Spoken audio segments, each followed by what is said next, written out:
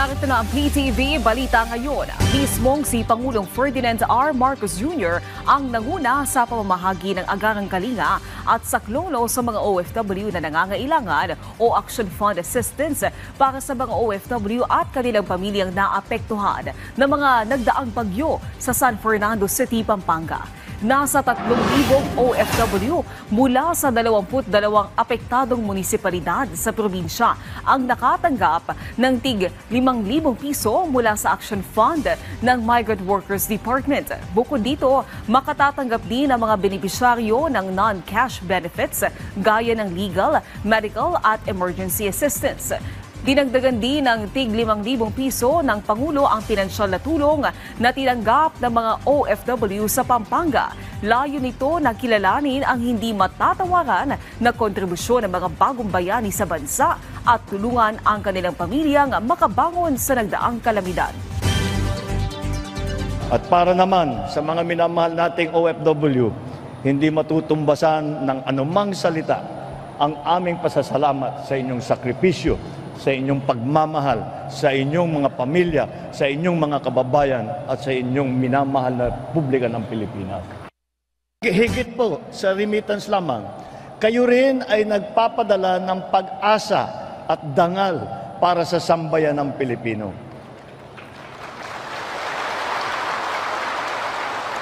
Kaya naman ay ginagawa ng pamahalaan ang aming makakaya upang patuloy kayong suportahan sa loob at sa labas ng bansa para sa inyo at sa inyong mga mahal sa buhay. Kaya't magtulungan po tayo upang mabuo ang isang maunlad, makatarungan at progresibong bagong Pilipinas. Maraming salamat. Mabuhay ang ating mga bayaning OFW! Samantala, bilang paghahanda sa posibleng epekto ng Bagyong Paulo sa Ilocos Region, nagpadala na ng mahigit 12,000 family food packs ang Department of Social Welfare and Development bilang karagdagan sa mga naka-preposition na food packs sa Regional Warehouse ng DSWD Ilocos Region sa San Fernando, La Union ngayong araw. Ang dagdag ng family food packs ay isa sa mga hakbang ng DSWD para matiyak na hindi magkukulang ang supply ng pagkain sa oras na ang mga ito ay kakailanganin ng mga kababayan natin sa Ilocos. Katuwang ng DSWD Field Office 1 sa pag-unload ng mga family food packs sa mga volunteer mula sa Philippine National Police at Philippine Coast Guard. Alinsunod na rin ito sa utos ni Pangulong Ferdinand R. Marcos Jr. na maging handa bago pa man tumama ang bagyo sa bansa.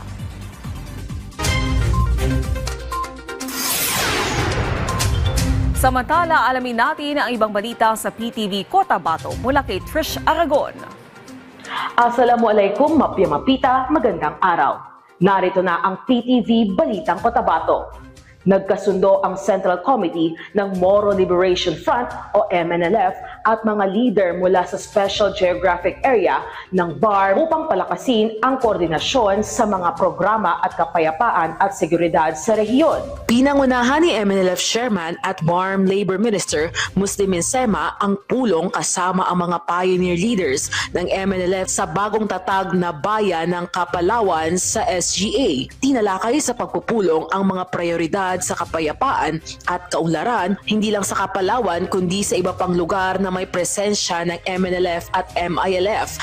Kasama sa mga dumalo si Dato Kinag Inalang, veteranong leader ng MNLF mula pa dekada 70. Nangako sina Sema at Inalang na paiigtingin pa ang suporta sa isa't isa. Ang Kapalawan ay isa sa 8 bagong munisipalidad sa SGA na binuo mula sa 63 barangay na sumama sa Bangsamoro Region sa pamamagitan ng plebisito. Samantala, nagpahayag din ng suporta ang mga leader ng MNLF at MILF kay Cotabato Governor Emilio Talino Mendoza sa kanyang peace agenda para sa mga Moro communities. Nagpalabas ng pahayag noong ika-29 ng Setyembre taong kasalukuyan ang Office of the Presidential Advisor on Peace, Reconciliation and Unity o OPAPRO bilang tugon sa mga puna sa kanilang inuulat na mga accomplishments. Giit ng ahensya, naninindigan sila sa prinsipyo ng transparency at accountability at bukas sa pagsusuri ng publiko, lalo na sa paggamit ng pondong galing sa buwis at international support. Binigyang diin ng OPA-PRU na may malinaw na mga mekanismo para masubaybayan ang pagpapatupad ng mga kasunduang pangkapayapaan. Babalari nila ang mga walang basehang pahayag ay nakasisira sa dedikasyon ng kanilang mga tauhan. Ipinunto ng tanggapan ang mga tagumpay sa usaping pangkapayapaan kasama ang MILF, MNLF, RPA-ABB at CPLA.